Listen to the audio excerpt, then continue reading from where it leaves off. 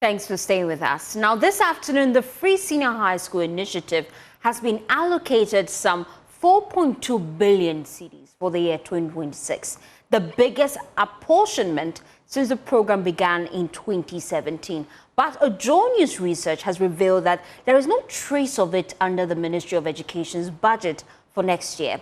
The flagship program, which used to have its own line item under the education budget, has disappeared, with questions being asked about the category under which its budget for next year sits.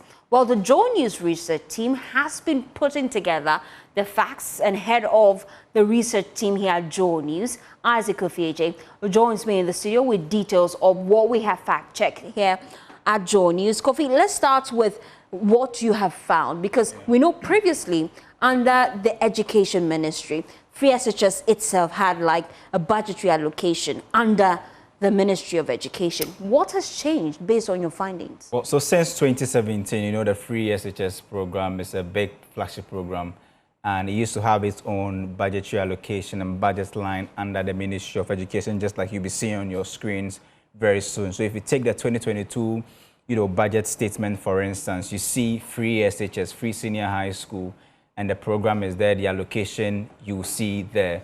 And that has been the template since 2017, 18, 19, 22, 23, up to when you get to 25, when government was changed. And we understand this year, for instance, government allocated more than 3 billion Ghana cedis to the Free Senior High School initiative.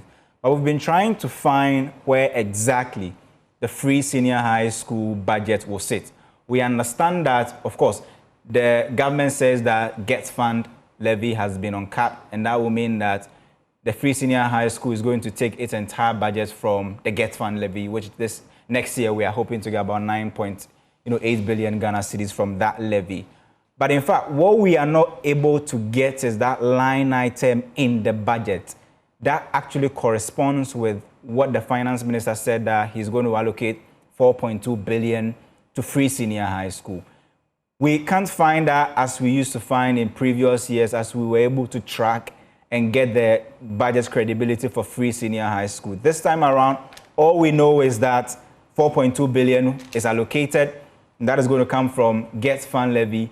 But if you go under the Ghs fund levy, you don't see, or if you go under Ghs fund, you don't see the Free Senior High School with its, solely identified there. For instance, if you go to some of the special initiatives this year, for instance, the Big Push initiative, government takes time to break it down where the various funding sources will come from, ABFA, mineral royalties, Government of Ghana's funding, and all of that. If you go to another fund like the National Health Insurance Fund, which definitely is going to house the Ghana Medical Trust Fund, which is the Mahama Care program.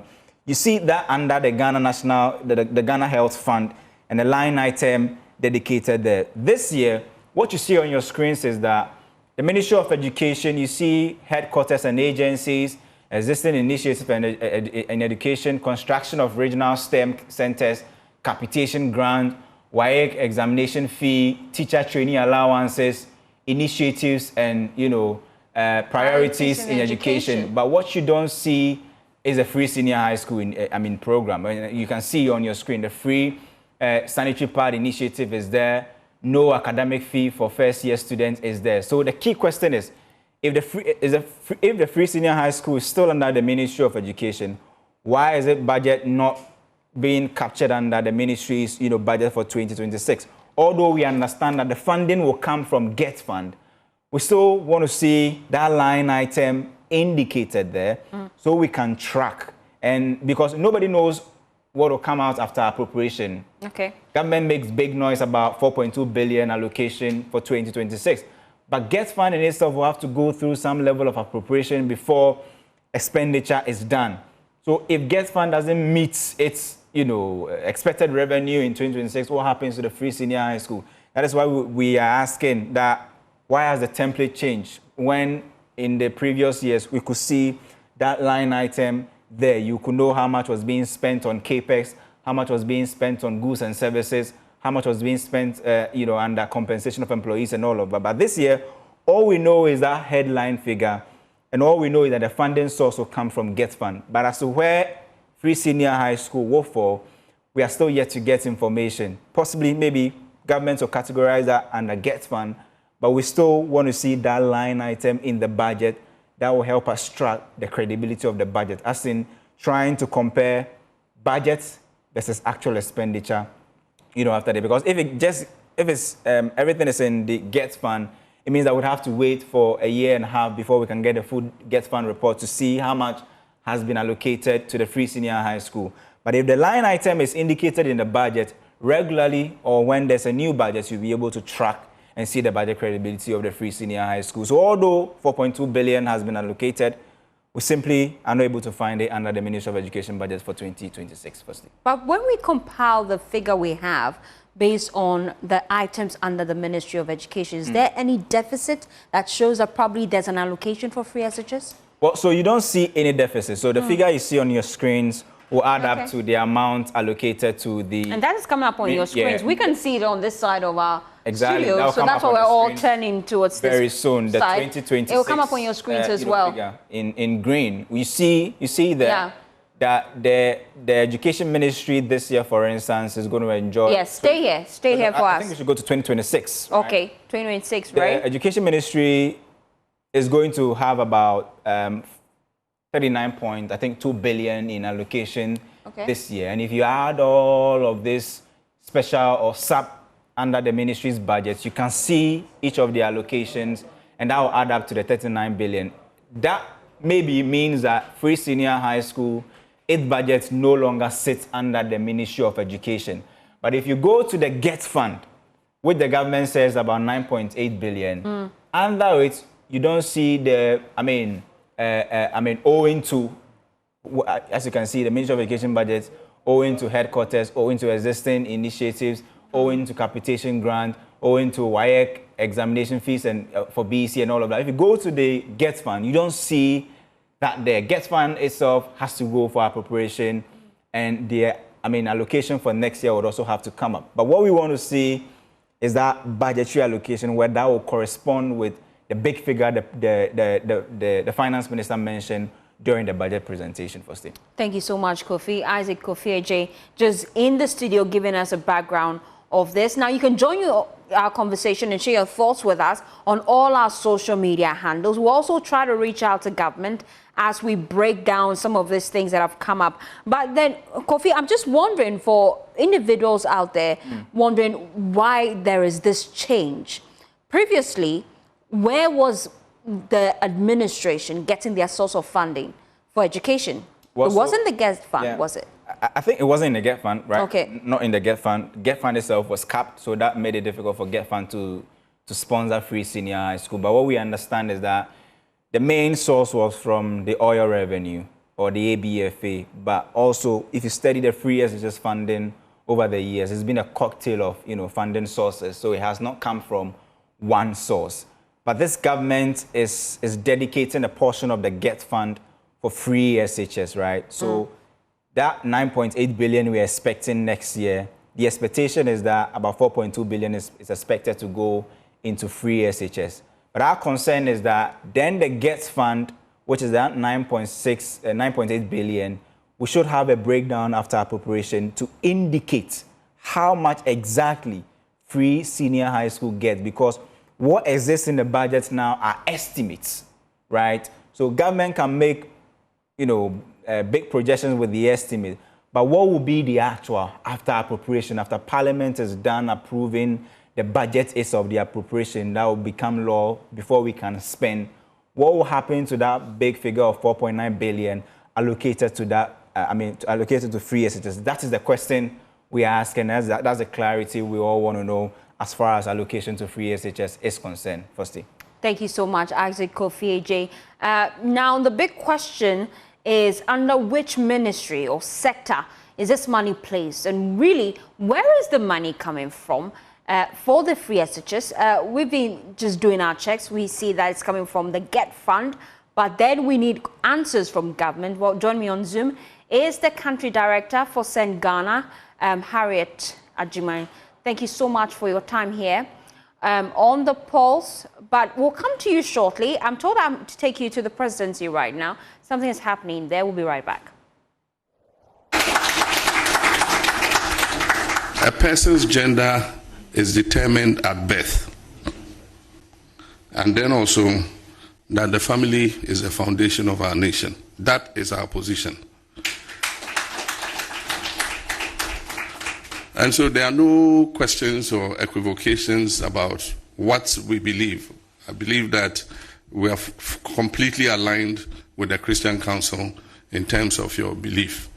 And so we agree with the Speaker to relay the bill and let Parliament, debate it. And if there are any amendments or whatever that have to be done, if the Parliament of the people of Ghana endorse the bill and vote on it and pass it, and it comes to me as president, I will sign it.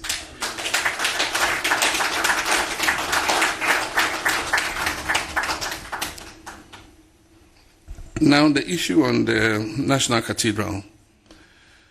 The National Cathedral Board of Trustees ordered an audit into the accounts of the National Cathedral. The audit was published, and there were some issues that bubbled out of the audit.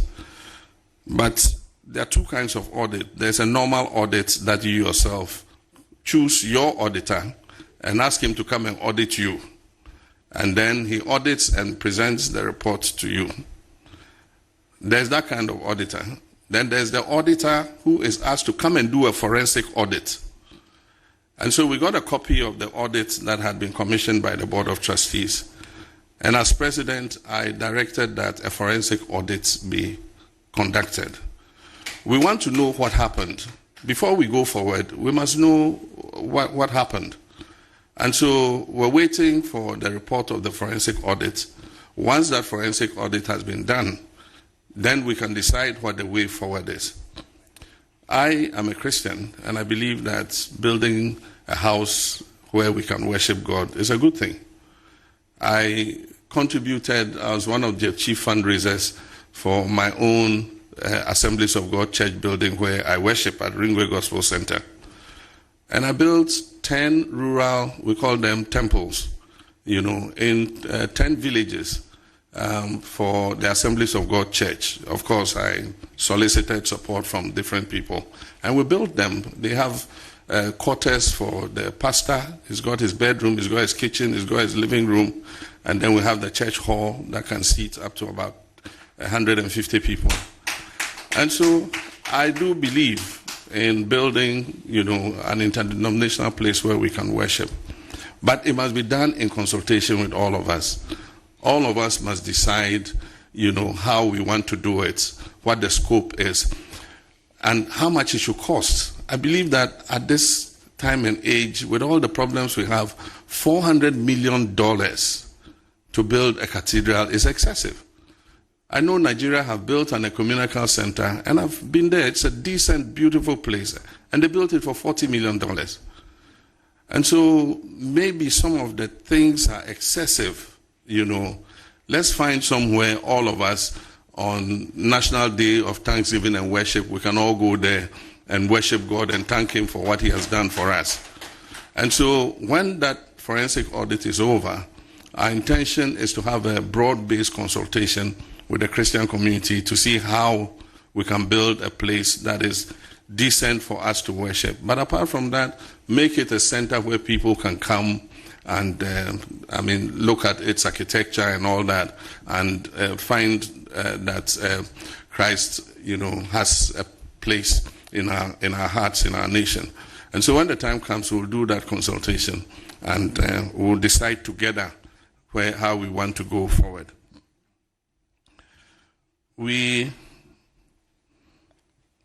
Before I became president, had indicated that we're going to take the fight against corruption to a whole new level.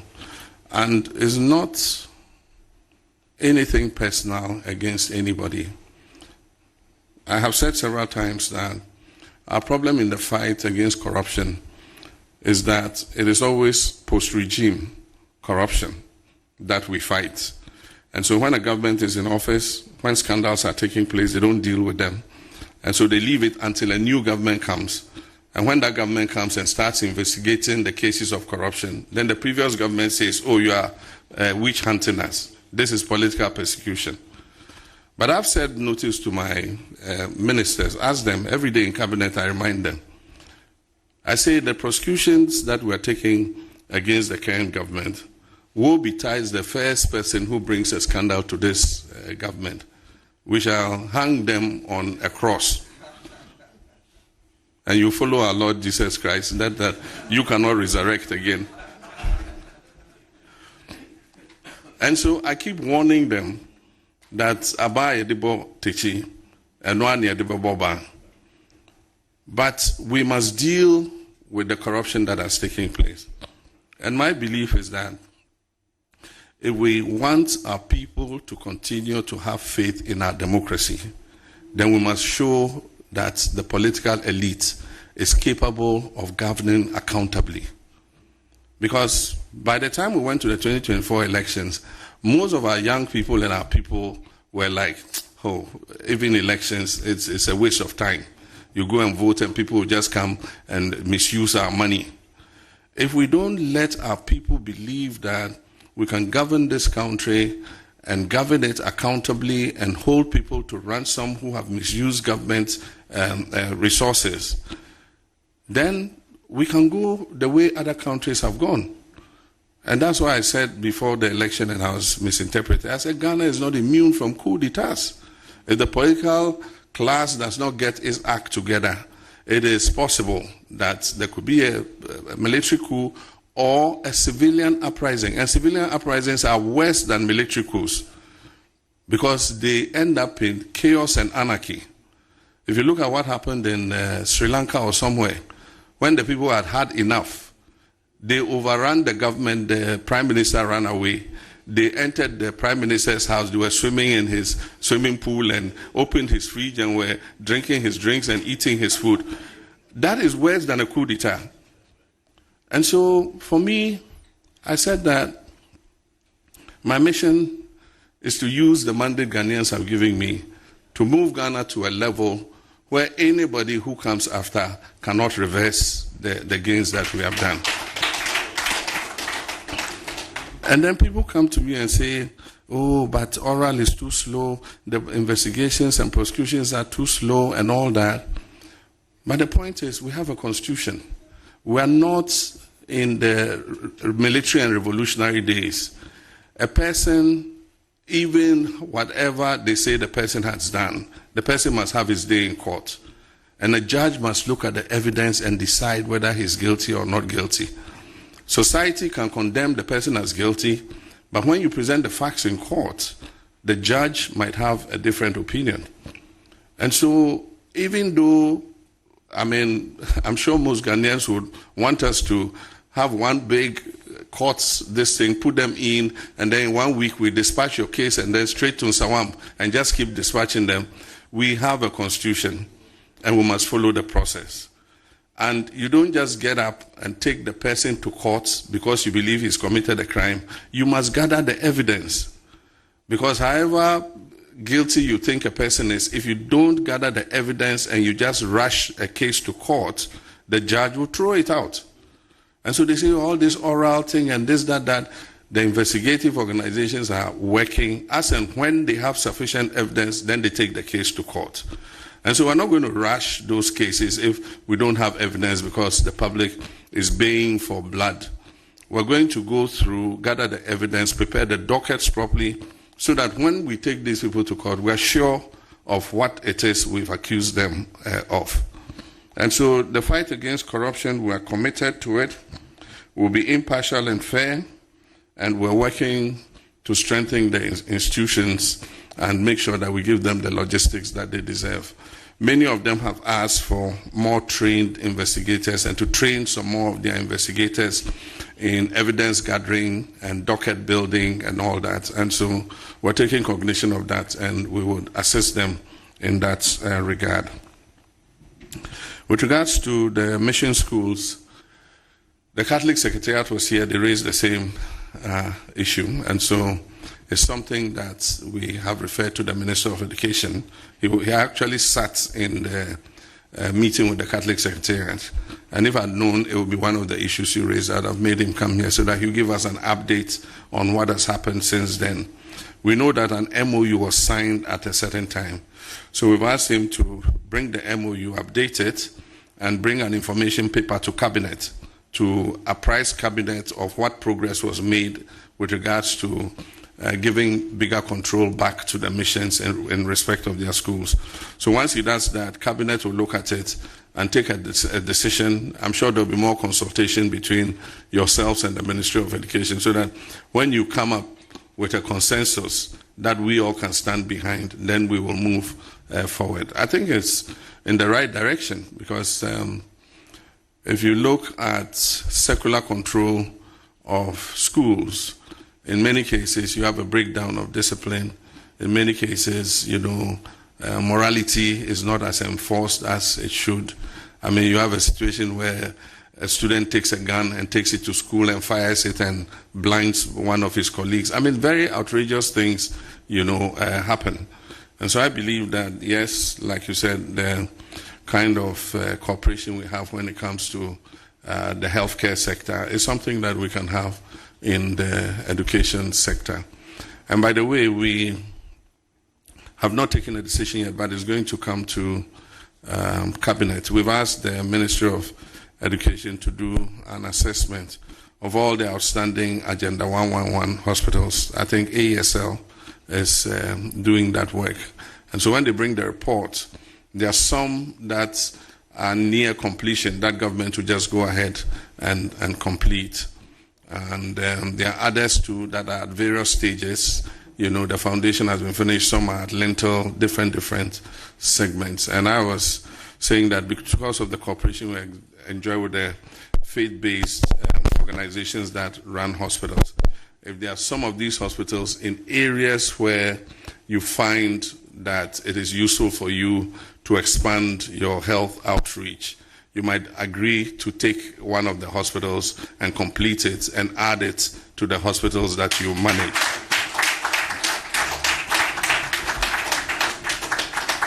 And so at the right time, we will come with all the information on the hospitals and where they are located.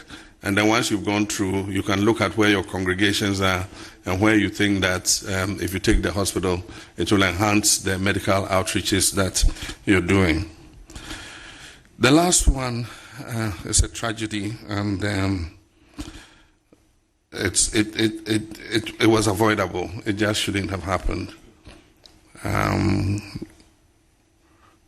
The lack of opportunity has made recruitment into the security services a life and death issue for many young people. And so for many years, many young people have been wanting to go into the security services. But at a certain point in time, the recruitment was not transparent.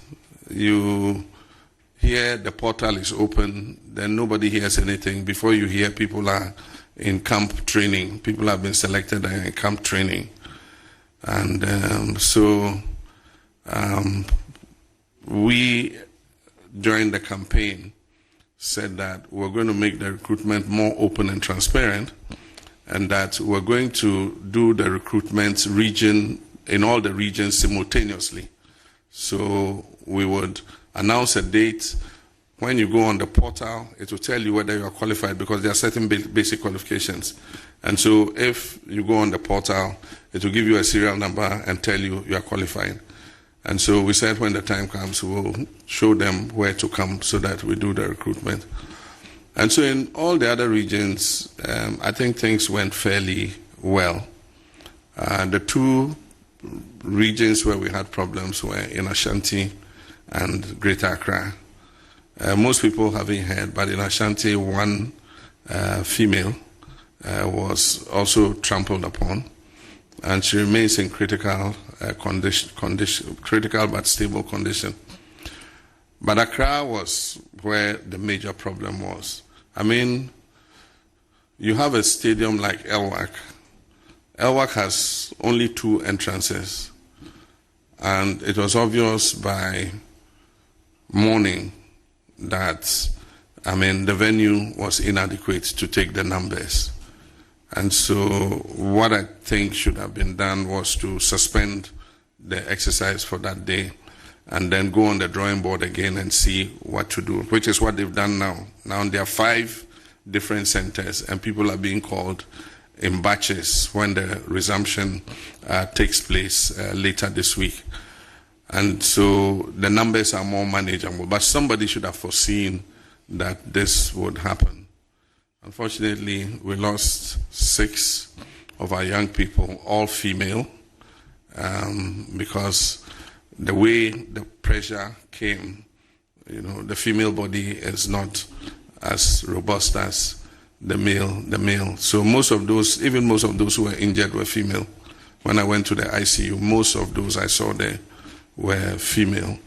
But unfortunately, we lost 6 of them. Yeah, several of them, about 6 of them are still in critical condition. We continue to pray that they make a full recovery. But I think that there must be lessons learned from this. The military has taken the decision to institute a board of inquiry, which is ongoing now. But in the meantime, those in charge of personnel management have been relieved of their positions, and new appointments have been made to personnel management. And so we pray for the souls of the young people who were lost. I sent the Deputy Minister and a contingent to visit all the families of those who lost their lives. And I also gave a directive that if they have a sibling or a relative from the family who is qualified medically and physically to join the security services, we should give them that opportunity so that the ambition that their sibling had or their relative had in joining the force will not be lost to the family. And I think that they've received that, quite well. So those are the issues that you have raised. I want to thank you for raising them. And like I said, our doors are always open. And I'm sure that this interactive session we've had would give you an understanding of the perspectives from which we also are operating. So thank you very much, and God richly bless you.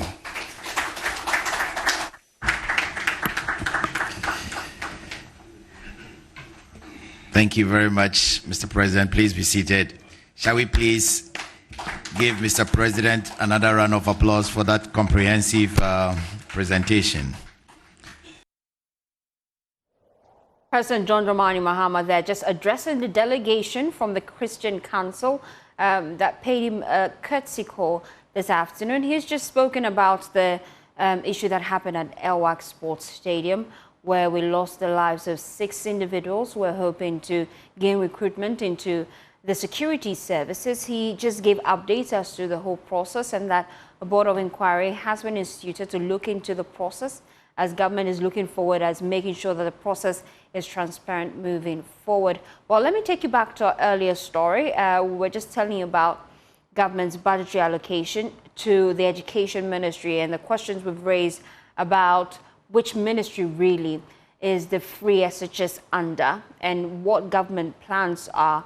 That's a conversation we'll be having this afternoon on the Pulse, and we'll reach out to the ministry as well just to get their side of the story. But our research team have been asking big questions this afternoon. Let me bring in now St. Ghana.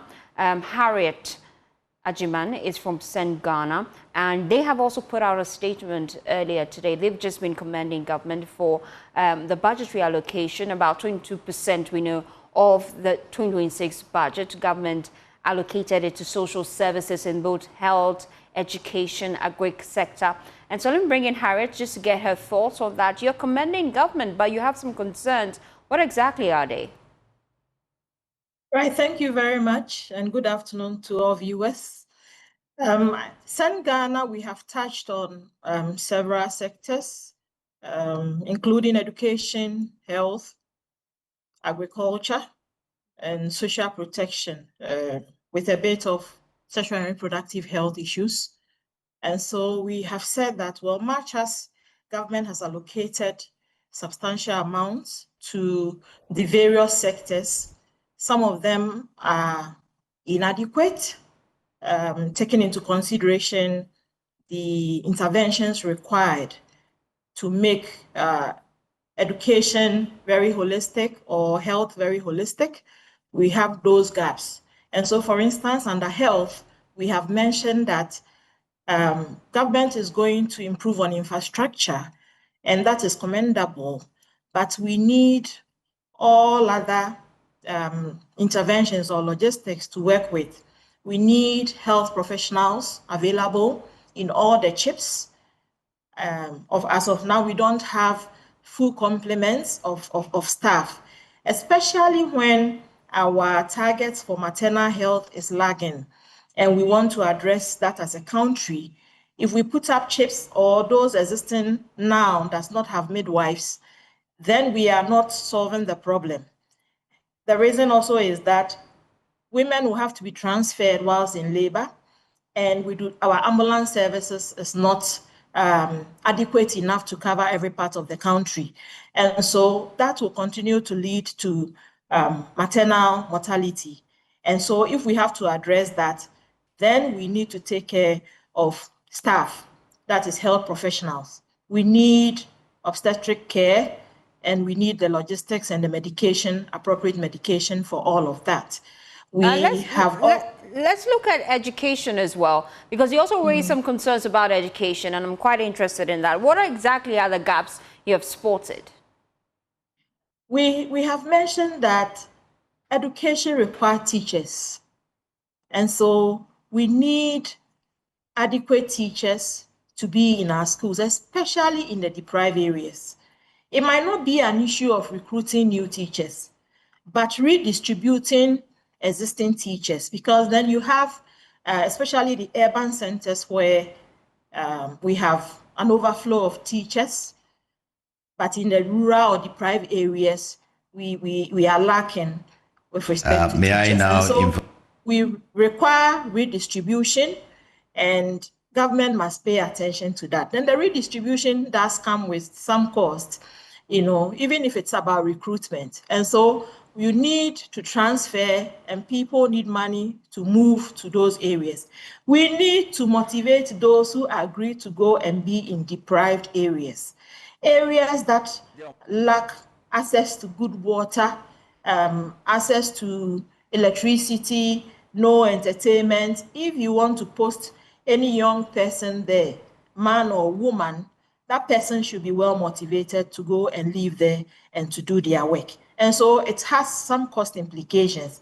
And so much as government wants to put up all the schools, 200 KGs, 200 JHS, and all the others, it is very, very critical that we have the teachers. We have seen that government wants to provide some books. That is good. It's in the right direction, and we encourage government to do that.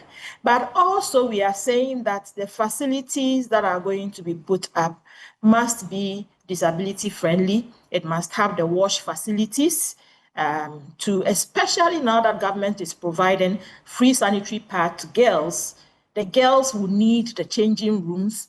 They will need very clean sanitation facilities to be able to feel comfortable coming to school. Otherwise, they will still take the pads and remain home, because when it's time for changing, there will be no appropriate place for changing. Those washrooms will be too dirty to be there to spend up to 5 minutes to change.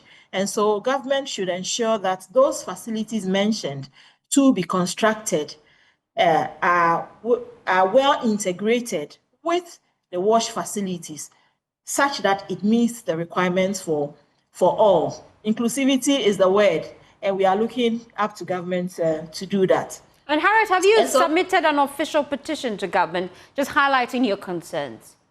We have released the statement that is in the news, and we would submit as well. In fact, we have an analysis on each of the sectors.